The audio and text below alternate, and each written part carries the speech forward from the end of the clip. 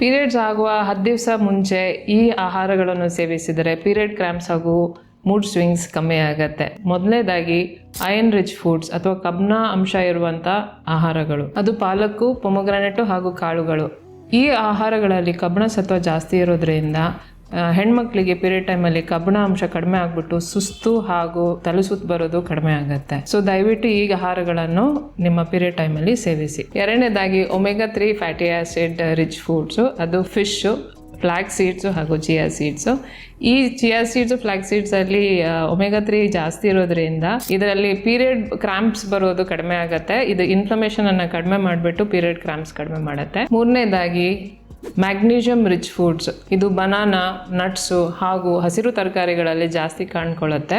ಈ magnesium ಮಸಲ್ಸನ್ನು relax ಮಾಡಿಬಿಟ್ಟು ಪೀರಿಯಡ್ಸಲ್ಲಿ ಬರುವ ಸುಸ್ತನ್ನು ಹಾಗೂ ಪೀರಿಯಡ್ ಕ್ರಾಂಪ್ಸನ್ನು ಕಡಿಮೆ ಮಾಡುತ್ತೆ. ಈ ಆಹಾರಗಳ ಜೊತೆ ಕಾರ್ಬೋಹೈಡ್ರೇಟ್ಸ್, ಕಾಂಪ್ಲೆಕ್ಸ್ ಕಾರ್ಬೋಹೈಡ್ರೇಟ್ಸ್, ರೈಟ್ಸು ಹಾಗೂ ಫ್ರೂಟ್ಸನ್ನು ಕನ್ಸ್ಯೂಮ್ ಮಾಡಬೇಕು. ಹಾಗೂ ಚೆನ್ನಾಗಿ ನೀರು ಕುಡಿದ್ರೆ ಪೀರಿಯಡ್ಸಲ್ಲಿ ಆಗುವ ಸುಸ್ತು ಮತ್ತು ಕ್ರಾಂಪ್ಸು, ಮೂಡ್ ಸ್ವಿಂಗ್ಸ್ ಕಡಿಮೆ ಆಗುತ್ತೆ.